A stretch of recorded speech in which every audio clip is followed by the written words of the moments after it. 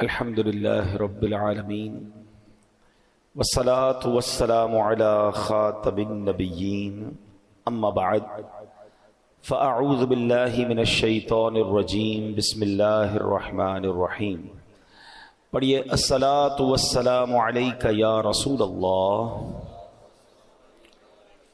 وعلى آلك وأصحابك يا حبيب الله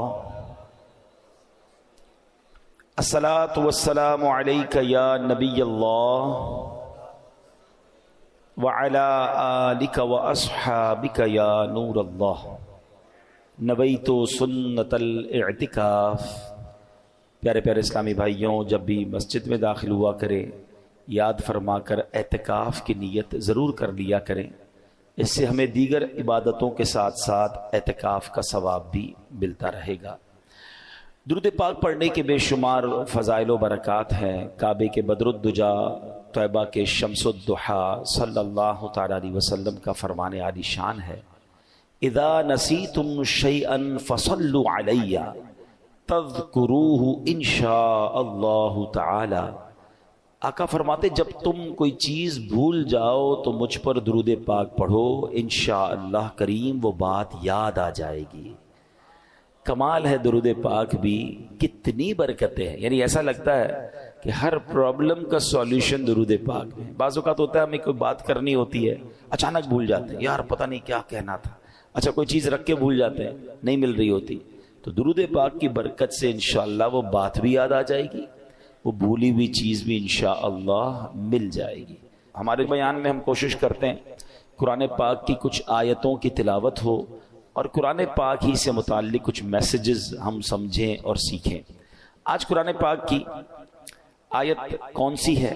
آج انشاءاللہ ہم قرآن پاک کی تلاوت بھی کریں گے اور انشاءاللہ عز و جل اس کا ترجمہ اور تفسیر بھی سمجھیں گے۔ پارہ نمبر 11 ہے، سورہ یونس کی آیت نمبر ہے 44۔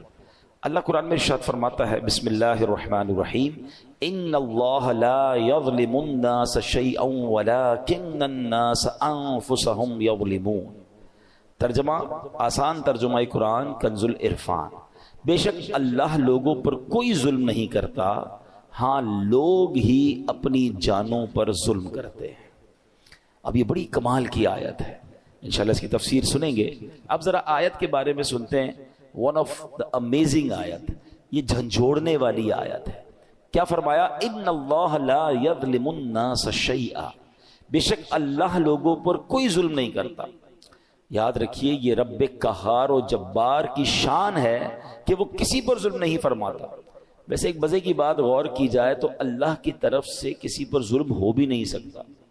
مثال کے طور پہ اگر کسی کے پاس کوئی گاڑی ہے، کوئی موٹر سائیکل ہے، یا گھر کا کوئی سامان ہے جس کا وہ خود مالک ہے، اور اس سامان کو وہ توڑ دے، وہ جلا دے، تو کیا اس نے ظلم کیا؟ اس کی چیز تھی، وہ اس نے کر دیا، مالک بھی وہی تھا نا۔ تو سمجھانے کے لیے کہہ رہا ہوں، پوری دنیا کا خالق و مالک کون ہے؟ ذرہ ذرہ اللہ کا ہے نا، اس کی مرضی، وہ جس چیز کے ساتھ جو بھی کرے وہ بھی تو ظلم نہیں ہے نا۔ جب مالک ہی وہی ہے، اس کا خالق وہی ہے، اس کا یوں سمجھیے سب کچھ اسی کا ہے، تو بھائی جس کا سب کچھ ہو، اس کی مرضی، وہ جو چاہے کرے، وہ ظلم کہاں سے ہو گیا؟ مگر سبحان اللہ اس کی شان کریمی دیکھیں کہ اس نے سبحان اللہ اپنی ذات پر، اپنی رحمت پر یہ مقرر فرما لیا کہ کسی بھی شخص کو بے قصور سزا نہیں دی جائے گی۔ لیکن ایک بات یاد رکھیے، حدیث پاک میں آتا ہے اگر اللہ پاک اولین و آخرین سب لوگوں کو جہنم میں ڈال دے تب بھی یہ ظلم نہیں ہے، وہ خالق ہے نا۔ لیکن اس نے اپنی رحمت کے ذمے پر کیا لیا کہ کسی بھی شخص کو بے قصور سزا نہیں دی جائے گی۔ اللہ قرآن میں فرماتا ہے ان اللہ لا یظلم الناس شیئا، بے شک اللہ لوگوں پر کوئی ظلم نہیں کرتا۔ یعنی اللہ پاک کسی بھی شخص کو بے قصور سزا نہیں دیتا، وہ تو انتہائی مہربان رحم والا ہے، وہ ہمیشہ اپنے بندوں پر عطائیں ہی فرماتا ہے۔ دیکھیں نا، رمضان آتا ہے، روزانہ افطار کے وقت 10 لاکھ گناہ گاروں کو جہنم سے آزاد فرماتا ہے۔ شب قدر آتی ہے، ایک رات 1000 مہینوں سے بہتر رات ہے۔ چاند رات عید کی آتی ہے جسے لیلۃ الجائزہ کہتے ہیں۔ فرمایا پورے رمضان میں جتنے بخشیں اللہ اس تمام کی تعداد کے مطابق ایک رات میں بخشش فرما دیتا ہے۔ اس کا مطلب یہ بار بار کیوں ہو رہا ہے؟ جمعے کا دن آتا ہے، ہر جمعہ ایک نیکی 70 نیکیوں کے برابر ہو جاتی ہے. جمعے کے دن ہر گھڑی بخشش کے پروانے تقسیم کیے جاتے ہیں. وہ تو رحمان ہے، وہ تو رحیم ہے، وہ چاہتا ہے ہم بخشے جائیں. اب یہ بندہ ہے جو اس بخشش کے راستے کو چھوڑ کر، اس رحمت کے راستے کو چھوڑ کر خود اپنے اوپر مصیبت ڈال دیتا ہے. وہ تو رحمان ہم پر رحمت فرمانا چاہتا ہے. اب سوال یہ پیدا ہوتا ہے کہ اگر اللہ پاک رحم ہی فرماتا ہے، کرم فرماتا ہے، تو پھر یہ دکھ، پریشانیاں، تکلیفیں جو آتی ہیں، پچھلی امتوں پر عذاب بھی آئے، پھر یہ سب کیسے؟ تو اگلا جز اس آیت کا کیا پڑھا ہم نے؟ وَلَكِنَّ النَّاسَ أَنفُسَهُمْ يَظْلِمُونَ. ہاں، لوگ ہی اپنی جانوں پر ظلم کرتے ہیں. واٹ ایور جو ہم پر آتا ہے نا، وہ ایکچولی ہماری وجہ سے آتا ہے. ہم خود اپنے اوپر یہ آفتیں لا رہے ہوتے ہیں. اللہ اکبر. یہ بندوں کے اعمال کا بدلہ ہوا کرتا ہے. بندے کفر کرتے ہیں، شرک کرتے ہیں، اللہ کی نافرمانیاں کرتے ہیں، جو احکام دیے جاتے ہیں اس کا الٹ کرتے ہیں، تب انہیں اعمال کا بدلہ دیا جاتا ہے. یہ اپنے ہاتھوں کی کمائی ہے. کہتے ہیں جیسی کرنی ویسی بھرنی. کاش یہ بات ہمیں سمجھ آ جائے. اللہ پاک کے نبی ہیں حضرت موسیٰ علیہ السلام. اب ذرا سنیے گا یہ واقعہ. یہ جو ہم پر پرابلمز آ رہی ہوتی نا، وہ کتنا انگریزی کا ایک بڑا کمال کا جملہ ہے، what goes around comes around. آپ جو کر رہے ہوتے ہیں نا اس کا بدلہ آ رہا ہوتا ہے. اچھا کر رہے ہوتے ہیں، کہیں نہ کہیں سے آپ کے ساتھ اچھا ہو رہا ہوتا ہے. بندہ کہتا ہے کمال ہے یار، یہ میرا کام کیسے اچھا ہو گیا، یہ مجھے یار کہتے کیسے فائدہ ہو گیا، یہ بندہ یوں مجھ پر مہربان کیسے ہو گیا. آپ کو نہیں پتا کچھ عرصہ پہلے آپ نے کسی غریب سے دعائیں لی تھی، آپ نے کوئی اچھا کام کیا تھا، کسی سے مسکرا کر ملے تھے، آپ نے اللہ کو راضی کرنے والا کوئی کام کیا تھا. وہ نیکی کا بدلہ آپ کو کسی اور صورت میں مل رہا ہے. اور یہ جو زیادتیاں، ظلم لوگوں پر، کہتے ہیں نا بربریت کر کے لوگ چل رہے ہوتے، سمجھتے میرا کچھ نہیں بگڑتا. کبھی ان کو اس کی جو سزا ملتی ہے نا، کبھی وہ بچوں میں دیکھتے ہیں، کبھی بیماری میں دیکھتے ہیں، کبھی جناب ان کے ساتھ جب کچھ ہوتا تو بندہ کہتا ہے میں نے کیا کیا.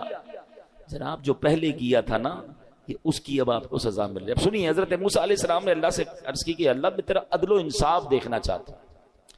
فرمایا موسیٰ آپ دیکھ نہیں پائیں گے. ہے نا عجیب بات، عدل و انصاف نہیں دیکھ پائیں گے. کہ یا اللہ میں بہت دکھا دے مولا، میں دیکھنا چاہتا ہوں، میں تیری قدرت کے نظارہ دیکھنا چاہتا ہوں. تو اللہ نے فرمایا ٹھیک ہے، پھر فلاں دریا کے کنارے جا کر کہیں چھپ جائیے. آپ گئے اس دریا کے کنارے اور ہائیڈ ہو گئے، چھپ گئے کہ دیکھیں ماجرا کیا ہے.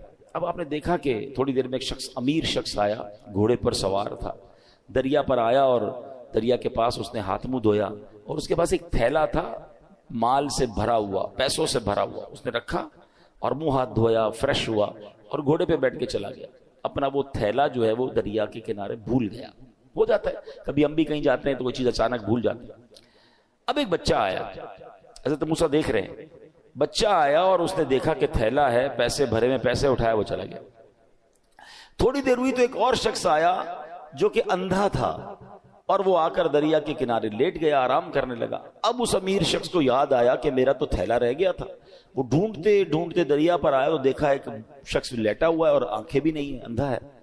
حضرت وہ شخص کہتا ہے بھئی تم نے میرا تھیلا دیکھا ہے؟ وہ کہتا ہے حضرت میں نے کہاں سے دیکھا، میں تو اندھا ہوں. کہتا ہے سچ بتاؤ، تمہارے علاوہ کوئی نظر نہیں آ رہا، میرے بہت سارے پیسے تھے، بتاؤ کدھر ہے ورنہ جان سے مار دوں گا. وہ منتیں کرتا رہا، ریکویسٹیں کرتا رہا، وہ شخص نہیں مانا. وہ امیر شخص، اس نے اس اندھے بندے کو قتل کر دیا. حضرت موسیٰ نے کہا یا اللہ، اس اندھے نے تو کچھ کیا ہی نہیں، یہ تو لیٹا ہوا تھا، یہ تو آرام کر رہا تھا، اس نے پیسے چوری بھی نہیں کیے، اس کو قتل کر دیا گیا. اللہ اکبر. اب اللہ پاک نے وحی بھیجی. دیکھو اللہ کے راز کیا ہوتے ہیں. فرمایا اے موسیٰ، یہی ہمارا انصاف ہے. معاملہ اصل میں یوں ہے کہ وہ جو بچہ تھا نا، اس کا والد اسی امیر شخص کے گھر اس پاس مزدوری کرتا تھا اور اس امیر شخص نے اس کی مزدوری دبائی ہوئی تھی، بہت عرصے سے اس کے پیسے نہیں دے رہا تھا. یہ اتنا ہی مال تھا جتنی اس کے باپ کی مزدوری ملنی تھی. ہم نے کسی اور ذریعے سے اس بچے کو وہ مزدوری پہنچا دی. اور جو بوڑھا تھا، یعنی جو اندھا تھا، اس نے اپنی جوانی میں اس امیر شخص کے والد کو قتل کیا تھا. آج اس قتل کے بدلے وہ خود قتل ہو گیا. یوں مزدور کو مزدوری بھی مل گئی اور قاتل کو اس کی سزا بھی مل گئی. ہمیں نہیں پتا ہوتا کسی کے ساتھ کیا ہو رہا ہے، مگر کہیں نہ کہیں what goes around comes around. آپ جو کرتے ہو اس کا بدلہ آپ کو مل رہا ہوتا ہے. کاش یہ بات ہمیں سمجھ آ جائے. ایسا نہیں کہ کوئی بندہ ظلم کر کے کہ بھائی اس کو میں نے خود کسی اور پرانے معاملے کی سزا دے دی. یہ ہمارا کام نہیں ہے، یہ اللہ کے راز ہیں. سورہ کہف پڑھے نا، سورہ کہف میں، ویسے میں بار بار کہا کرتا ہوں، سورہ کہف ون آف دا امیزنگ سورتس آف قرآن ہے، اور اس میں خاص طور پہ جو 3 واقعات ہیں کمال کے واقعات ہیں۔ اس سورہ کہف میں ایک واقعہ ہے نا، حضرت موسیٰ علیہ السلام اور حضرت خضر علیہ السلام سے جو ملاقات ہوئی، اس میں بڑے عجیب واقعات تھے۔ حضرت موسیٰ حیران ہو گئے تھے، مگر پیچھے اللہ کے راز تھے نا، ہر واقعے کے پیچھے کوئی ریزن تھا۔ تو ہمیں یہ سمجھنا ہوگا کہ ہمارے ساتھ جو پرابلمز ہیں، جو کلیمٹیز ہیں، جو مشکلیں ہیں، جو تنگ دستیاں ہیں، جو ذلت و رسوائی کبھی ہو جاتی ہے، بنا بنایا کام بگڑ جاتا ہے، یہ ایکچولی کہیں نہ کہیں ہمارے اعمال کی سزا ہوتی ہے۔ یہ ہماری غلطیوں کا ہمیں خمیازہ بھگتنا پڑتا ہے۔ اللہ کسی پر ظلم نہیں کرتا، یہ بات ہمیشہ یاد رکھیے گا۔ مگر افسوس، آج لوگ جب کوئی مشکل آئے تو معاذ اللہ کی بارگاہ میں شکوے کر رہے ہوتے ہیں، اور بعض اوقات ایسے جملے کہہ دیتے ہیں جو کفریہ جملے ہوتے ہیں۔ اللہ تو ہماری سنتا ہی نہیں ہے، پتہ نہیں ہمارے ساتھ ہی مشکل ہوتی ہے، ہماری تو دعا قبول ہی نہیں ہوتی ہے، پتہ نہیں کیا قصور کر دیا۔ اللہ کے بندے یہ کہہ کیسے سکتے ہو آپ اور میں کہ ہم نے قصور کیا کر دیا؟ صبح و شام قصور کر رہے ہیں، ہم تو سراپا قصور ہیں۔ سچ بات بتاؤں، اگر مجھے اور آپ کو ہمارے اعمال کی سزا ملنا شروع ہو جائے نا تو ہم تو مارے گئے۔ مجھے ایک بات بتائیں، اللہ نے آنکھیں کس لیے دی ہیں؟ کیا آنکھیں اس لیے دی کہ اس سے حرام دیکھا جائے؟ انصاف تو یہ ہوتا کہ بندہ حرام دیکھتا تو اندھا کر دیا جاتا۔ بھائی آنکھیں دی تو نہیں تھی نا اس لیے۔ آپ کیا کرتے ہیں اپنے آفس میں؟ آپ نے کسی آفس کے بوائے کو موٹر سائیکل دی یا سفر کے لیے گاڑی دی یا موبائل فون دیا کہ بیٹا یہ کام ہے، تم اس چیز سے یہ کام کرنا، اور آپ کو تھوڑے دنوں بعد پتا چلے کہ جو میں نے فیسلٹی دی ہے وہ اس کام کو تو کر ہی نہیں رہا، میری فیسلٹی کو یوز کر رہا ہے مگر میرا کام تو کر نہیں رہا۔ آپ کیا کہیں گے؟ بھائی گاڑی واپس دو، موٹر سائیکل واپس، جب تم وہ کام ہی نہیں کر رہے میں جس چیز کے لیے میں نے تمہیں دی تو پھر کس بات کی تمہیں یہ سب فیسلٹی دوں؟ اللہ نے آنکھیں حرام دیکھنے کے لیے نہیں دی تھی، آنکھیں حرام دیکھتی وہ واپس لے لیتا نا، کان حرام سنتے تو بہرے ہو جاتے، ہاتھ ظلم کے لیے اٹھتے تو ہاتھ کٹ کر گر جاتا، پیر حرام کی طرف جاتا، اللہ کی نافرمانی کی طرف جاتا، میں اور آپ لنگڑے ہو جاتے۔ ارے وہ تو سزا دے ہی نہیں رہا، بہت تھوڑی میں جان چھوٹ رہی ہے، اور اب بندہ کہتا ہے پتہ نہیں کیا قصور کر لیا۔ اس سے پوچھو بھائی نماز 5 ٹائم پڑھتے ہو؟ نہیں وہ تو کبھی کبھی قضا ہو جاتی ہے۔ پھر کہتے ہو کیا قصور کر لیا؟ مطلب ہمارا تو دن رات قصور میں ہے۔ پھر یہ جملہ کیسے زبان پر آتا ہے؟ شکوہ نہیں، وین ایور کوئی پرابلم آئے اپنے آپ کو ریئلائز اسکین کرنا شروع کر دو کہ کیا غلطی ہو گئی بھائی، کیا مشکل ہو گئی، میں نے ایسا کیا کر دیا، فوراً توبہ، فوراً استغفار، فوراً اللہ کی طرف رجوع کریں۔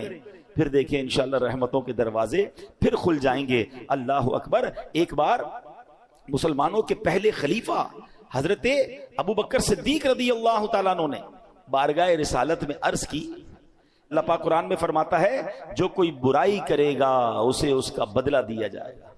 تو حضرت ابو بکر نے کہا حضور ذرا یہ آیت کے بارے میں بتائیں، اس کا مطلب کیا ہے؟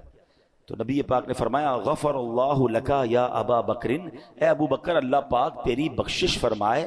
اے ابو بکر کیا لوگ بیمار نہیں ہوتے؟ کیا انہیں رنج نہیں پہنچتا؟ کیا وہ غمگین نہیں ہوتے؟ کیا پریشانیاں نہیں آتی؟ عرض کیا کیوں نہیں، یہ تو سب کچھ ہوتا ہے۔ فرمایا فہوا ما تجزون بہ، پس یہ ان کے اعمال ہی کا تو بدلہ ہے۔ یہ جو بیماری آئی، ٹینشن آئی، غم آیا، خوف آیا، کاش ہم یہ بات سمجھ جائیں۔ میرے پیارے اسلامی بھائیوں، اب ذرا ایک بڑی کمال کی حدیث ہے، تقریباً ہر جمعہ کے خطبے میں یہ حدیث ہم سنتے ہیں، بس اللہ کرے ہم سمجھنے والے بنے، میسج لینے والے بنے۔ کیا حدیث پاک ہے؟ نبی پاک علیہ الصلوۃ والسلام فرماتے ہیں البر لا یبلا، نیکی کبھی پرانی نہیں ہوتی، والذنب لا ینسا، گناہ بھلایا نہیں جاتا، والدیان لا یموت، اور بدلہ دینے والی ذات یعنی جس نے ڈیسیشن کرنا ہے، جس نے اعمال کا فیصلہ کرنا ہے، اسے موت نہیں آتی۔ میں اور آپ نیکی کر کے بھول جاتے ہیں مگر نیکی باقی رہتی ہے، میں اور آپ گناہ کر کے بھول جاتے ہیں مگر گناہ بھی بھلایا نہیں جاتا، وہ بھی لکھا ہوا ہے، اور ایک دن آئے گا جب ڈیسیشن لیا جائے گا، اور جس نے ڈیسیشن لینا ہے، جس نے فیصلہ کرنا ہے، والدیان لا یموت، بدلہ دینے والی ذات یعنی اللہ کو موت نہیں آتی۔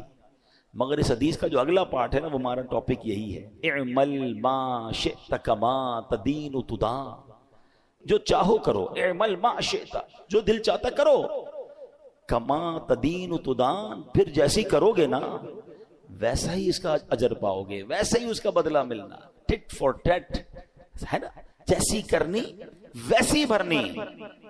وہ کہتے ہیں نا فارسی شاعر، گندم ز گندم، جو ز جو، از مکافات عمل غافل مشو، کہتے ہیں گندم بیج کر گندم ہی کاٹو گے، جو جب ڈالو گے بیج تو جو ہی کاٹو گے۔ دنیا میں مکافات عمل ہیں، یعنی جیسی کرنی ویسی بھرنی والا قانون جاری ہے، اس سے غفلت مت کرو۔ ہاں کریں غلط کام اور کہتے ہیں بھائی جنت میں جانا ہے، اب پہلے غلط کام تو چھوڑے نا، حرام کو تو چھوڑیں۔ سیدی اعلیٰ حضرت بڑا کمال کا شعر لکھتے ہیں، آپ فرماتے کام زندہ کے کیے اور ہمیں، زندہ کہتے ہیں جیل، یہاں مراد کیا ہے؟ جہنم۔ کام کدھر کے کیے؟ جانے کے، جہنم میں جانے کے۔ کام زندہ کے کیے اور ہمیں شوق گلزار ہے کیا ہونا ہے۔ شوق جنت میں جانے کا ہے، کام جہنم میں جانے والے کرنے۔ اب خود بتائیں نا ایسا کیسے ہوگا؟ ہمیں کام جنت والے کر کے پھر اللہ سے دعا کرنی، اللہ قبول کر لے تاکہ ہمیں بھی تیری جنت مل جائے۔ تو اے میرے پیارے اسلامی بھائیوں، یاد رکھیے جیسا میں نے کہا نا، ہمیں پتہ نہیں ہوتا کسی کے ساتھ زیادتی، کسی کے ساتھ ایسا عمل جو ہمیں کس طرح آ کر ستاتا ہے، پھر کس طرح تکلیف آتی ہے۔ امام ذہبی رحمۃ اللہ تعالی علیہ لکھتے ہیں کسی بزرگ نے ایک شخص کو دیکھا، اس کا کاندھے سے بازو کٹا ہوا تھا اور وہ آواز لگا رہا تھا، جس نے مجھے دیکھا وہ ہرگز کسی پر ظلم نہ کرے۔ لوگوں نے پوچھا ایسا کیا ہوا تمہارے ساتھ؟ وہ کیا کہتا ہے؟ کہتا ہے میرا معاملہ بڑا عجیب و غریب ہے۔ کتابوں میں لکھا کہ وہ ٹیکس وصول کرنے والا یا جس طرح کوتوال ہوتا ہے افسر تھا۔ ایک بار مچھیرے کے پاس گیا، مچھلی کی دکان تھی، مچھیرے مچھلی بیچ رہے تھے، اس نے دیکھا بڑی فریش مچھلی تھی، کہا مچھلی دکھاؤ ذرا۔ اس نے مچھلی دکھائی، صاحب 500 روپے کی۔ کہتا کبھی ہم نے بھی پیسے دیے ہیں؟ مچھلی لی اور چل پڑا۔ وہ چیختا رہ گیا بھائی جان میرے بچوں کی روزی ہے، میں تو اتنا ہی کماتا ہوں، مہربانی کرو۔ کہا جاؤ ادھر سے۔ کہتا ہے میں نے اس بیچارے کے ساتھ زیادتی کی اور چل پڑا۔ جیسے چل پڑا تو وہ مچھلی اتنی فریش تھی کہ پھڑک رہی تھی، تو اس مچھلی نے میرے انگوٹھے پہ کاٹ لیا۔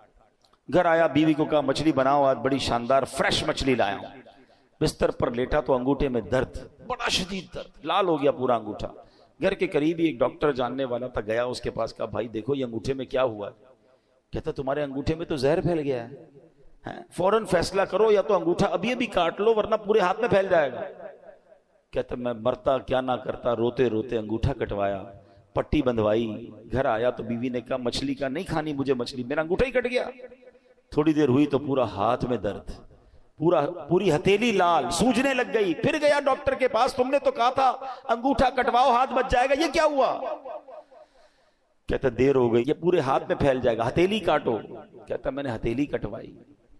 تھوڑی دیر ہوئی، رات کو سویا تو پورے بازو میں درد، پورا بازو لال، تکلیف سے چیخے مارنے لگا۔